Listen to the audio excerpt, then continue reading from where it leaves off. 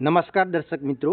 તો ધોરણ 1 થી 5ની જે વિદ્યા સહાયકની જે ભરતી છે એમાં ગુજરાતી માધ્યમના ઉમેદવારો માટે સ્થળ પસંદગી એટલે કે શાળા પસંદગી માટેની ઓફિશિયલ તારીખ જાહેર થઈ ગઈ છે। તો તમે અહીં જોઈ શકો છો કે વિદ્યા સહાયક ભરતી 1 થી 5 વર્ષ 2024 અંતર્ગત જિલ્લા પસંદગી કરનાર ઉમેદવારો નિમણૂક આપવા બાબતનું આ પરિપત્ર છે। તો અહીંયા ખાસ તમે જોઈ શકો છો ઉપરોક્ત વિષય પર જણાવવાનું કે ગુજરાત રાજ્ય પ્રાથમિક શિક્ષણ પસંદગી સમિતિ ગાંધીનગર દ્વારા વિદ્યા સહાયક ભરતી વર્ષ 2024ની 1/11/2024ની જે જાહેરાત આપવામાં આવી હતી તેની અંદર નિમ્ન પ્રાથમિક વિભાગની અંદર જિલ્લા પસંદગી પ્રક્રિયા પૂર્ણ થયેલ છે। હવે ધોરણ 1 થી 5ની અંદર જિલ્લા પસંદગી કરનાર ઉમેદવારનું નીચે દર્શાવ્યા પ્રમાણે સાહિત્ય આ સાથે મોકલી આપવામાં આવે છે। એટલે કે ઉમેદવારનું અસલ અરજીપત્રક ફોલ્ડર છે, પછી ઉમેદવાર આપેલ સંમતિપત્ર, ઉમેદવારોના જિલ્લા પસંદગી માટેના આપેલા વિકલ્પ ફોર્મ, ઉમેદવારોએ કરેલ જિલ્લા પસંદગીનો હુકમ, જિલ્લાની નકલ, જિલ્લા પસંદગી કરનાર ઉમેદવારની કોમન મેરિટ યાદી, જિલ્લા પસંદગી કરનાર ઉમેદવારના વિશે આ બધું જ જે તે જિલ્લામાં મોકલી આપેલું છે।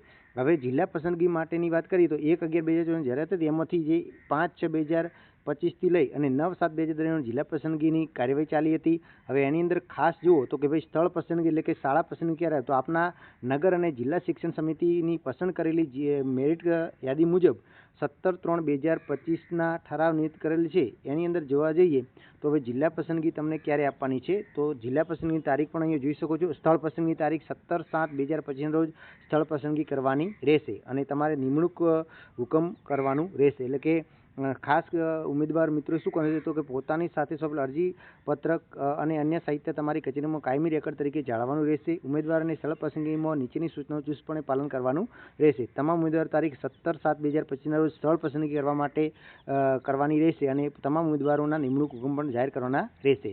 હવે આની અંદર ખાસ જે ઉમેદવાર બિન અનામત કેટેગરી પસંદ કરેલ હોય તેઓએ નિમણૂક હુકમ આપવાના રહેશે। જ્યારે અનુસૂચિત જાતિ, અનુસૂચિત જનજાતિ, સામાજિક અને શૈક્ષણિક રીતે પછાત વર્ગમાં પસંદ થયેલ ઉમેદવારો ગુજરાત શેડ્યુલ કાસ્ટ છે આવા બધા જે છે એમને આ શું તે તો એમની જે નિમણૂકની પસંદગી તમામ નિમણૂક આપતા પહેલાં જાતિના પ્રમાણપત્રોની સંબંધિત વિશેષ સમિતિ મારફત ચકાસણી કરવાની રહેશે અને તે નિમણૂક સત્તાધિકારી દ્વારા ચકાસણી કરાવ્યા બાદ જાતિ માન્ય ઠરે તો જ નિમણૂક આપવાના રહેશે। જે ઉમેદવારોએ જાતિ પ્રમાણપત્રની અમાન્ય ખોટા ઠરે જે જિલ્લામાં નિમણૂક આપોઆપ રદ કરાયેલા ગણાશે તો જાતિની પણ ખરાઈ કરવાની રહેશે।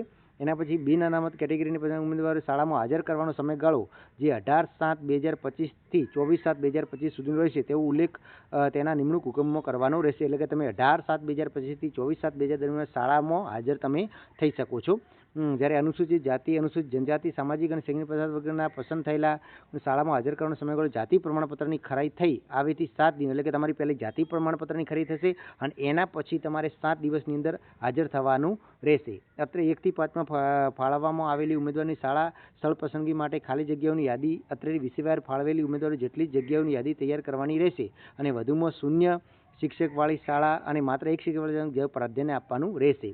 તો આ રીતે તમે અહીંયા જો આ ઓફિશિયલ પરિપત્ર છે એટલે કે પહેલી જાતિ ખરાઈ થશે અનામત કરીને અને પછી તમને હુકમ મળશે અને આ જે જનરલ કેટેગરીમાં આવે છે એમને 18 તારીખથી લઈ અને 24 તારીખ સુધી એમને નિમણૂક મળી જશે। બરાબર, તો આ રીતે હતું। બરાબર, આ રીતે તમારું પરિપત્ર થયેલું છે।